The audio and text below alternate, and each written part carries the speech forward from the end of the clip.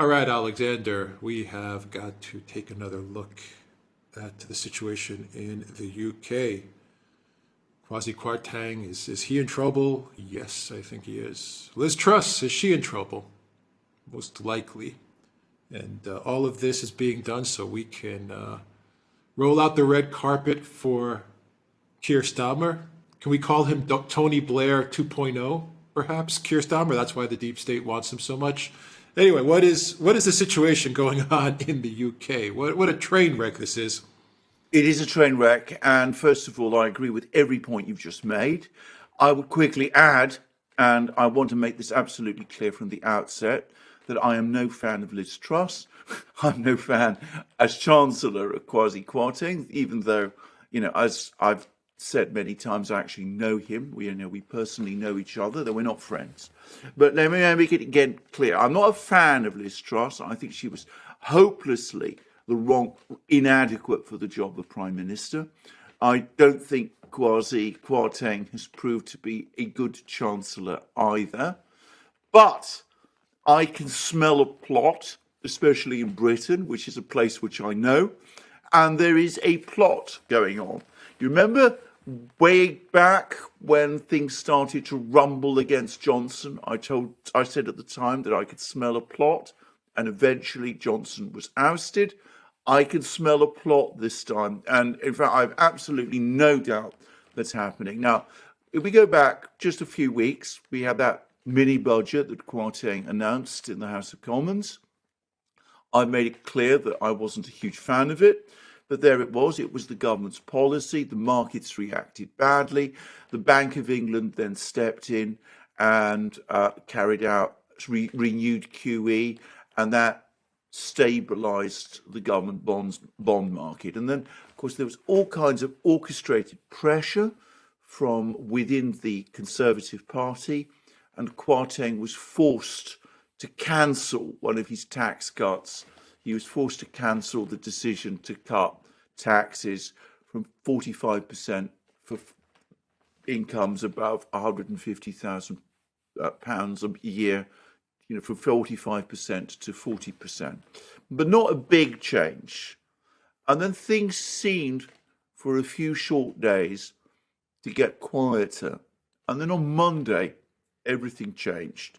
And what changed on Monday was that the governor of the Bank of England, Andrew Bailey, came out and made a statement. And he said that the Bank of England was going to stop its intervention in the bond market on Friday. That was the date that had been previously given, but everybody assumed that it would go on beyond Friday.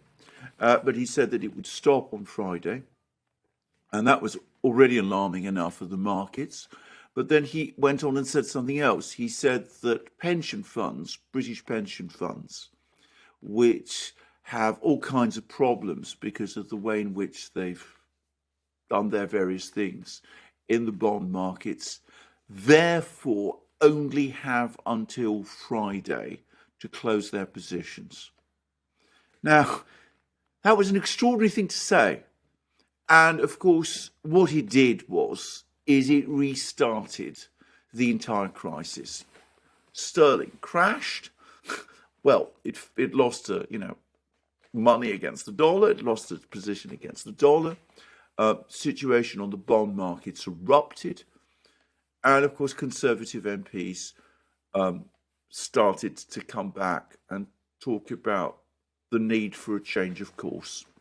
And the Bank of England pretended to go back on some of the things that the governor of the Bank of England had said, but did so in a very half-hearted way, if anything, adding to that sense of crisis. And there's been intense pressure on the government not only to reverse its tax cuts, but now to start engaging in tax increases, to increase corporation tax, in other words, the tax that businesses pay.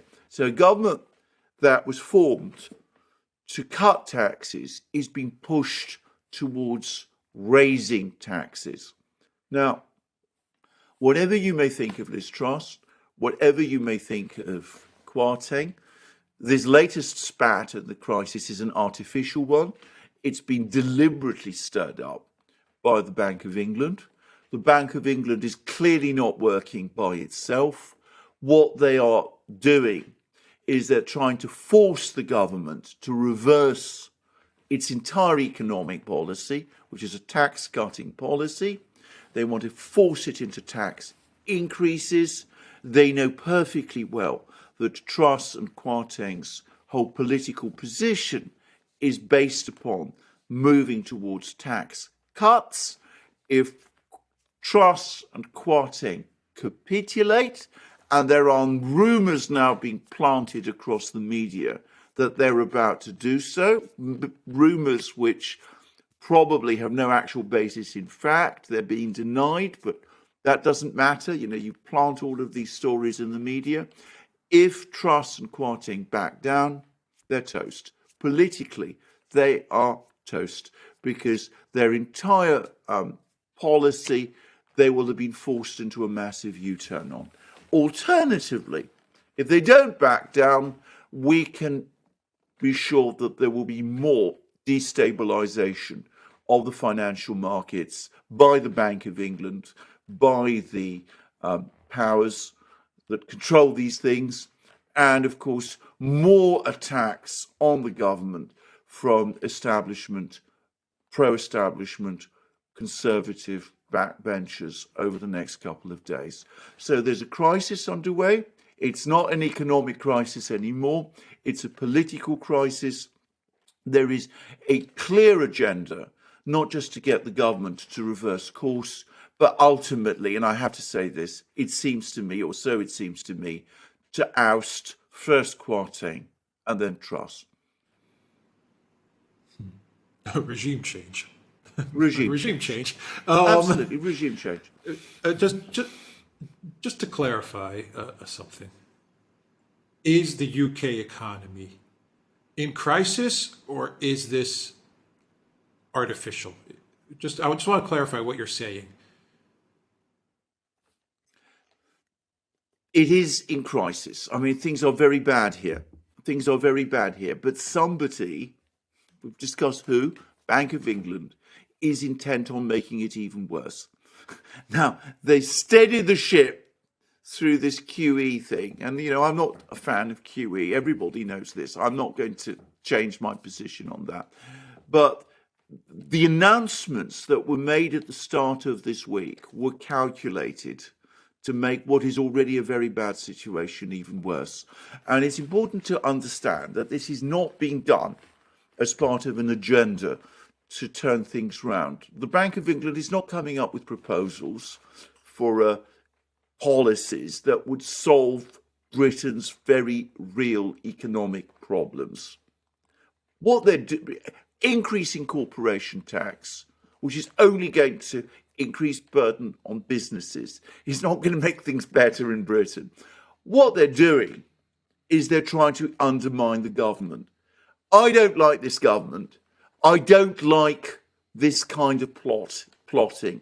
I particularly don't like it when institutions like the Bank of England, which are supposed to be apolitical, neutral institutions, are used in this way. So inadequate though I find Liz Truss, incompetent though I find, well, I'm not going to call him a friend, but my good acquaintance, Kwasi Kwarteng, I still don't like it when it's done in this way. I think this is extra parliamentary, extra constitutional forces be used to effect what you straightforwardly called regime change. And that's what it looks like to me. Right, but I mean, this is the game that they've created. Yeah. I mean, this is the game that they have set up over the many years and the many decades. So, okay, Liz Truss is not clever enough to figure this out, in my opinion. But Kwarteng is. Yes. He may not be the right chancellor, but he is a clever man. How come he doesn't come out and say what's going on? Liz Truss, I agree. Liz Truss her head is in La La Land. But Kwarteng, I'm sure he knows what's up. Absolutely. He just doesn't go to the British people and say, look, here's the deal. Now, but note the timing. This is why it's clearly a plot, because he's not in Britain at the moment. He's actually in Washington attending the meeting of the IMF, and this had been prepared for a while back. So he's not in London, where he can speak to members of Parliament, go around the studios, talk to people, explain things, talk about it. They struck when they knew he wouldn't be there. And of course, by the time he gets back, the whole thing will have already taken on a life of its own. So, the timing of this is not by chance. It is. It's regime change. And as I said, I may not like the regime, but I utterly oppose regime change. I want to make that absolutely clear. So this is about getting Starmer in office, so Absolutely. that Starmer can do what?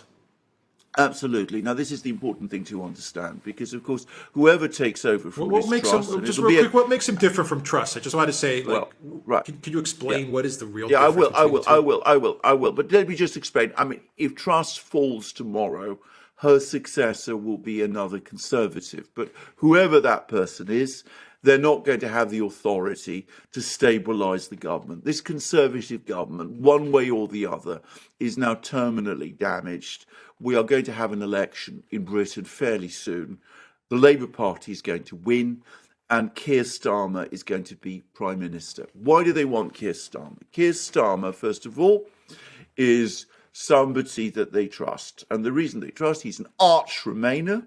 He was the person who was at the back of all the plots and conspiracies and intrigues to try and reverse Brexit. You remember all that second referendum thing? He was absolutely 200% involved in all of that. You talked about him as being Tony Blair too. He is very close to Blair. Blair clearly has supported him in the past. He lacks all of Blair's charisma. He doesn't have Blair's intelligence. The British people don't particularly like him, but nonetheless, he's reliable. He is politically reliable. Why do they prefer him to Liz Truss? Firstly, he is more competent. I mean, that's not difficult. He is a more competent person than Liz Truss. Secondly, more importantly, he would probably run a more solid government, a more solid Remainer, pro-establishment, pro-deep state government. He had a lot of contacts with the deep state whilst he was Director of Public Prosecutions, head of the CPS, the Crown Prosecution Service, then, certainly Liz Truss has done. So he's got those links, he's got those connections. They know him, they trust him in a way that they don't trust and know Liz Truss. The other thing to say is, not only would it be a more stable government, but Starmer has shown that he is effective in one thing, which is clamping down. He successfully purged the Corbynists from the Labour Party. Jeremy Corbyn, is no longer even a Labour MP. He's still an MP, but he's had the whip withdrawn, so he's been suspended from the Parliamentary Labour Party. He's still a member of the Labour Party, but he's not a member of the Parliamentary Party. So if there's an election tomorrow, he cannot stand as a Labour MP. Lots of other people have been purged from the party. He is someone, in other words, Starmer is someone who has shown that he's prepared to do what it takes to keep things under control, to push dissent into the margins, to clamp down in the kind of way that we're talking about. He also showed that during the lockdowns, by the way. He was much keener on the lockdowns than Johnson ever was. So he's reliable, he's trusted, he's a Remainer, he's pro the war in Ukraine. He's also somebody who's shown that he's prepared to do what it takes, both to clamp down on dissent within his own party and within society generally. So that's why they want Starmer. So he would not change policy, but he would enforce it. And that's I think, why they want him. Right. A Blairite, globalist. Sounds like he's a WEF type of Yeah. protege. I'm not saying he has gone to that WEF school, but everything that you're saying describes that type of person. A globalist, elitist, Remainer, establishment, Blair type of guy who, with the help of the deep state, maybe on his own accord, managed to remove Corbyn from Labour. He ascended to power, and now he's seen the opening so that he can become prime minister, or the deep state has seen the opening to make him prime minister, whichever one, doesn't matter. And the road is clearing for him to get there. Absolutely.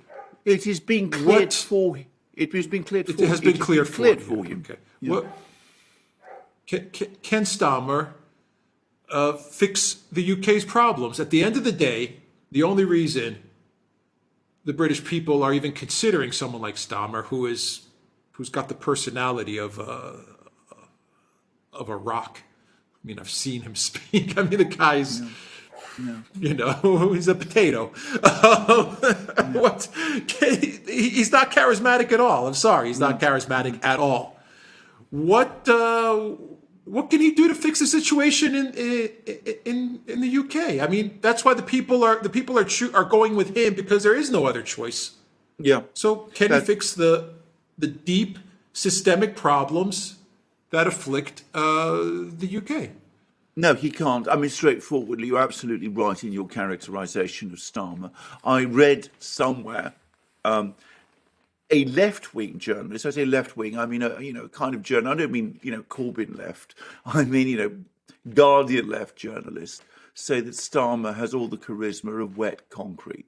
So that gives you some idea of how uncharismatic he is. He's not particularly liked in Britain, but you're absolutely right. When people see a collapsing Conservative government, the government descending into chaos, they say to themselves, well, we have to have a government, and that by default means that we have to have Starmer. But does he have a plan? Does he have a route forward to deal with these very deep systemic problems? No, he doesn't. But I'm going to say something. I think that for those who are clearing the path for Starmer, it's no longer a case of trying to solve Britain's systemic problems. Remember, to the extent that these people are globalists, they're probably not even very interested in solving Britain's systemic problems. What they want is someone who can keep control. It's more about control than about solving problems. And Starmer has shown that he is somebody who takes seriously the job of keeping control. It isn't just Corbyn himself that he's moved against. It's a lot of Corbyn's supporters who have been thrown out of the party over the last couple of years since Starmer became leader. So he's shown that he has that ruthlessness, that will, if you like, to cling on to control, and that could very well be what that is. Apart from the fact that they trust him and know him, it's what I think causes a large part of the British permanent state, the establishment, the deep state, all of those things, to look to him at this time.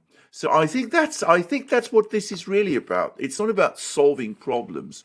Who anywhere in the West is talking about solving problems at the moment? It's all about control. I mean, remember, we did a program recently about the situation in France, and you brought up over the course of that program the fact that Macron has shown in the past that he's prepared to resort to authoritarian methods. Sure enough, this morning I was reading about the fact that he's now thinking of deploying the army, of actually bringing out the army, sending them into the oil refineries, that using the army in effect to break the strikes in the oil refineries. It's all about control, and that Starmer is trusted to do that. Truss isn't. Kwarteng, who, as I said, I do slightly know, I think not only would not do it, he wouldn't want to do it. He's not the kind of person who would be comfortable acting in that way. So Starmer is, so that's why they want Starmer. Okay, I guess we'll leave it there, Alexander. I have to admit I'm a little troubled by all of this. I see one direction for the collective West. That the direction is not, as you say, to solve the problems. It doesn't even seem like they're interested in solving problems. I think it's crystal clear that what they want to do is centralize everything. I mean, more authoritarianism, more Europe, the collective West is moving towards a very, very dark place. And it looks like Keir Starmer is going to be the guy to take them there. I completely agree. At least in Britain, I agree. And that's why, you know, well, you mentioned Macron as well. Yeah. I mentioned Macron as well. The times bring forth the man, as they sometimes say. These are dark times, and they're bringing forth the kind of man who's coming to make them darker still. So it seems to me, at least. That's my view about Britain.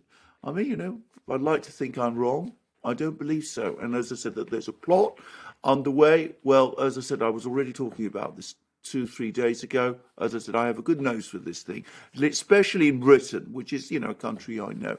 Now more and more people are saying this, and that there is a plot underway. About that, I have no doubt. Okay. TheDurad.locals.com. Look for us on Rockfin as well.